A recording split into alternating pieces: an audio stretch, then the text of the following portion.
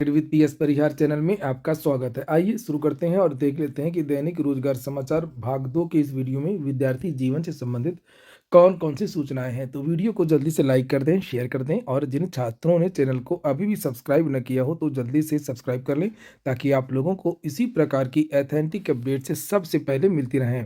आगे बढ़ने से पहले एक सूचना है उन विद्यार्थियों के लिए जो विद्यार्थी किसी भी प्रतियोगी परीक्षा की तैयारी कर रहे हैं। प्रतियोगी परीक्षा की तैयारी करने के लिए सबसे आवश्यक चीज़ें होती हैं मॉक टेस्ट, जिससे पता चलता है कि हमारी प्रिपरेशन कैसी चल रही है। और उसके लिए यहाँ पर बेस्ट प्लेटफॉर्म है टेक्स्ट बुक, जिसे आप लोग यहाँ पर देख सकते हैं। यहाँ पर एक बहुत बड़ा ऑफर है नए साल का, 29 से लेकर के 31 दिसंबर तक ये ऑफर है, जिसमें ईयरली पास जो 1 साल का इन लोगों का पास हुआ करता है 499 वाला, उसकी कीमतें मात्र 179 कर दी गई हैं। और जो टेक्स्ट बुक पास प्रो हुआ करता था 699 का, उसकी कीमत मात्र 269 कर दी गई है। वो भी अगर आप लोग एक कोड का प्रयोग करेंगे TWP तो 10% की एक्स्ट्रा छूट भी मिलेगी। और तो और यहाँ पर जब आप ये अपना कोर्स परचेज करेंगे ऑनलाइन मॉक टेस्ट का, तो आप लोगों को प्रत्येक घंटे बहुत सारे जो अवार्ड हैं वो मिल सकते हैं, जैसे मोबाइल है, कार है, लैपटॉप है, ये सब भी मिल सकते हैं। ऑनलाइन मॉक टेस्ट जो टेक्स्ट बुक का है, इसके बारे में मैंने पहले भी बताया है कि इसमें 15 लाख से ज़्यादा विद्यार्थी जुड़े हुए हैं, 70,000 से ज़्यादा मॉक टेस्ट है, 700 से ज़्यादा भर्तियां कवर की गई हैं, 12 से अधिक भाषाओं में मॉक टेस्ट उपलब्ध है। लिंक मैंने इसके डिस्क्रिप्शन बॉक्स और कमेंट बॉक्स दोनों जगह उपलब्ध करा दी है, तो जल्दी से जाकर के आप लोग इस ऑफर का लाभ ले सकते हैं।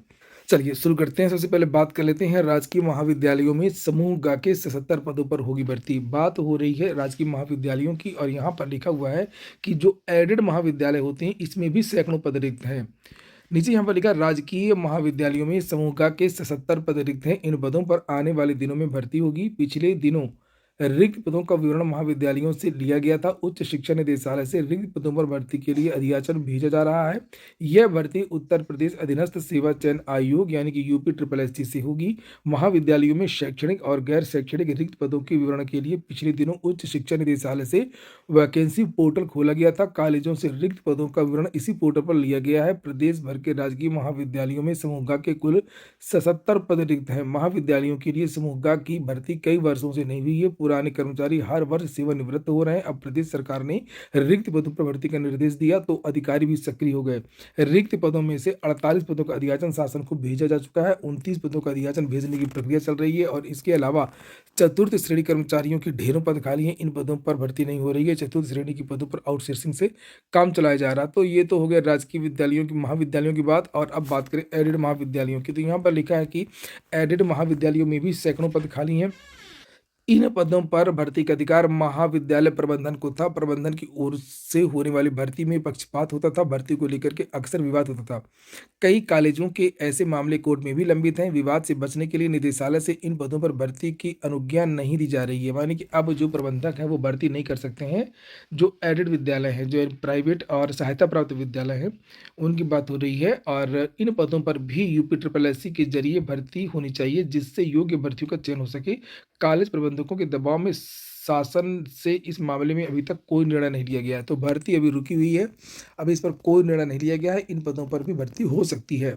अगली जो सूचना है वो बीएड की है। लिखा है कि 1 वर्षीय बीएड कोर्स में भी कर सकेंगे विशेषज्ञता।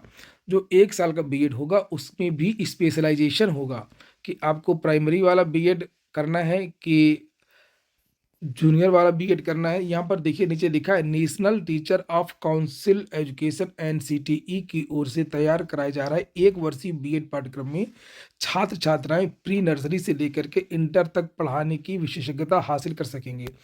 आपको पता होगा कि आने वाले समय में केवल बीएड कोर्स ही रहेगा और उसके लिए नया पाठ्यक्रम बनाया जा रहा है। लिखा है कि नए 1 वर्षीय बीएड पाठ्यक्रम में छात्र छात्राएं प्री नर्सरी से लेकर के इंटर तक पढ़ाने की विशेषज्ञता हासिल कर सकेंगे। इनमें से विद्यार्थियों को कोई एक विकल्प का चयन करना होगा। लखनऊ विश्वविद्यालय के शिक्षा संकाय विभाग की प्रोफेसर तृप्ति द्विवेदी की अध्यक्षता में बनी कमेटी में शामिल विशेषज्ञों ने कोर्स के ड्राफ्ट में इसका प्राविधान किया है। बीते दिनों NCTE में कमेटी ने बैठक कर इस पर चर्चा की थी। कमेटी जनवरी में इसका फाइनल ड्राफ्ट तैयार करके NCT को सौंपेगी। 2014 से पहले बीएड पाठ्यक्रम 1 वर्ष का हुआ करता था, उसके बाद से 2 वर्षीय पाठ्यक्रम लागू हो गया। वर्तमान में देश के कई सरकारी कॉलेजों एवं राज्य विश्वविद्यालयों में 4 वर्षीय बीएड पाठ्यक्रम भी संचालित है। इसमें 4 स्तर के शिक्षक बनने के विकल्प दिए गए हैं। अब नई शिक्षा नीति के तहत नए तरीके से 1 वर्षीय बीएड पाठ्यक्रम तैयार कराया जा रहा है। इसमें भी यह सुविधा दी जाएगी।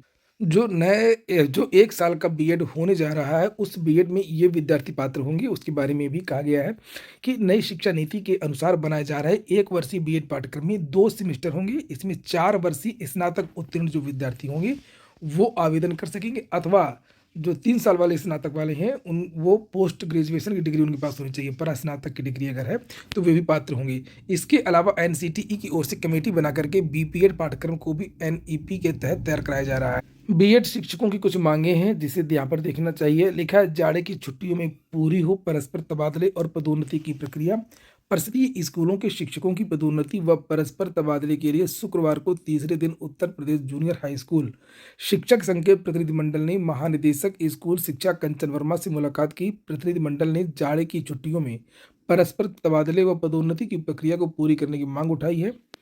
प्रमोशन का इंतजार उन विद्यार्थियों को भी है जो विद्यार्थी नई प्राथमिक शिक्षक भर्ती की तैयारी कर रहे हैं। उन्हें लगता है कि ये प्रमोशन हो जाएगा तो लगभग 41,000 पद और रिक्त हो जाएंगे, और उसके बाद में फिर नई प्राथमिक शिक्षक भर्ती का विज्ञापन सरकार जारी कर सकती है।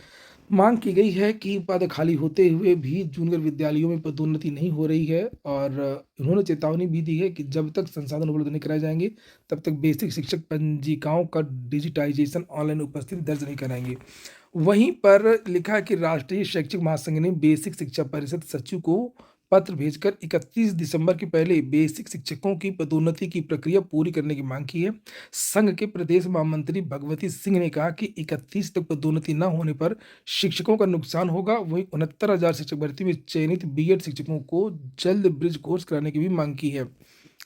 अगली सूचना Indira Gandhi national open university की है। लिखा, बीएससी नर्सिंग पीएचडी व बीएड के लिए 3 जनवरी तक आवेदन कर सकते हैं। Indira Gandhi national open university IGNOU ने छात्रों की मांग पर बीएड, बीएससी नर्सिंग और पीएचडी प्रोग्राम में ऑनलाइन आवेदन की तारीख 3 जनवरी तक बढ़ा दी है। इन प्रोग्राम में दाखिले के लिए 31 दिसंबर के बाद आवेदन करने वाले छात्रों को 200 रुपये की लेट फीस भी देनी होगी। जो विद्यार्थी पहले से कोई नौकरी कर रहे हैं, जॉब कर रहे हैं या अधिक व्यस्त हैं, वे विद्यार्थी ओपन यूनिवर्सिटी के द्वारा किसी भी कोर्स में एडमिशन ले सकते हैं, और ये मान्य रहता है। यहाँ पर लिखा हुआ है कि छात्रों को ऑनलाइन और डिस्टेंस लर्निंग मोड के माध्यम से स्नातक, स्नातकोत्तर, डिप्लोमा, सर्टिफिकेट कोर्स में पढ़ाई का मौका मिलेगा। खास बात यह है कि जनवरी सत्र में विश्वविद्यालय 4 नए मास्टर प्रोग्राम भी शुरू कर रहा है। इग्नू के वरिष्ठ अधिकारी ने बताया कि जनवरी 2024 सत्र में छात्रों को घर बैठे नौकरी के साथ स्नातक, स्नातकोत्तर प्रोग्राम, डिप्लोमा और सर्टिफिकेट कोर्स में पढ़ाई का मौका मिल रहा है। वहीं पर एमसीडी के स्कूलों में 31 साल से खेल शिक्षकों की भर्ती नहीं हुई। खेलो इंडिया और बहुत सारे प्रोग्राम चलते रहते हैं। खेलों को लेकर के बड़ी-बड़ी बातें की जाती हैं। अगर कोई एक जो खिलाड़ी एक भी पदक लाए ओलंपिक वगैरह में, तो करोड़ों अरबों रुपए दे दिए जाते हैं, खर्च किए जाते हैं।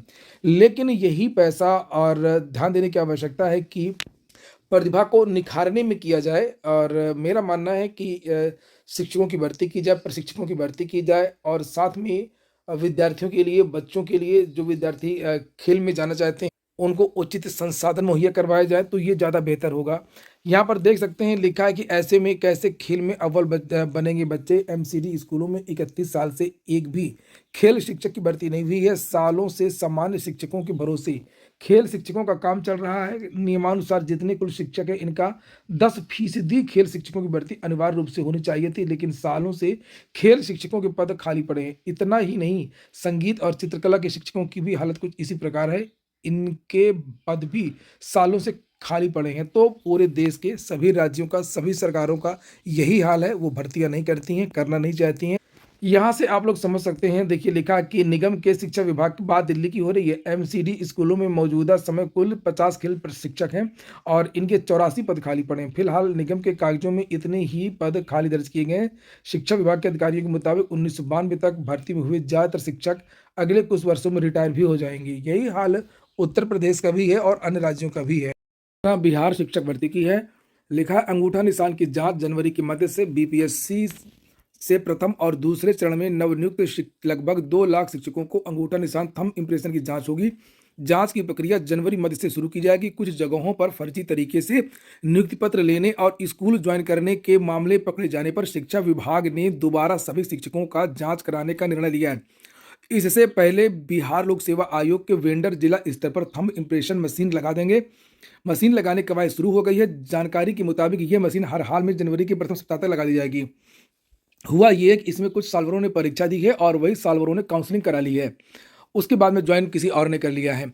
और चूंकि आप लोगों को पता होगा कि करप्शन और जो सालवर और मुन्ना भाई के जो मामले हैं, यूपी की तरह बिहार में भी बहुत ज़्यादा होता है। और उत्तर प्रदेश की भी जो भी परीक्षाएं होती हैं, जहां भाई सालवर कोई पकड़ा जाता है तो उनमें से एक सालवर बिहार का जरूर होता है। जब ये मुन्ना भाई और ये जो भ्रष्ट जो सालवर है, मैं सबकी बात नहीं कर रहा हूँ, लेकिन जो लोग हैं जब वो अदर राज्यों में ऐसा कर सकते हैं तो अपने राज्य में जरूर करेंगे। किया उन्होंने और पकड़े भी जाएंगे, क्योंकि बीपीएससी बहुत अच्छा काम कर रही है। बीपीएससी ने बहुत अच्छी तरीके से शुचितापूर्ण परीक्षा भी करवाई है और मुझे उम्मीद है कि ये सारे मुन्ना भाई बाहर होंगे, पकड़े जाएंगे। और बहुत सारे लोगों पर बीपीएससी ने कार्रवाई भी की है।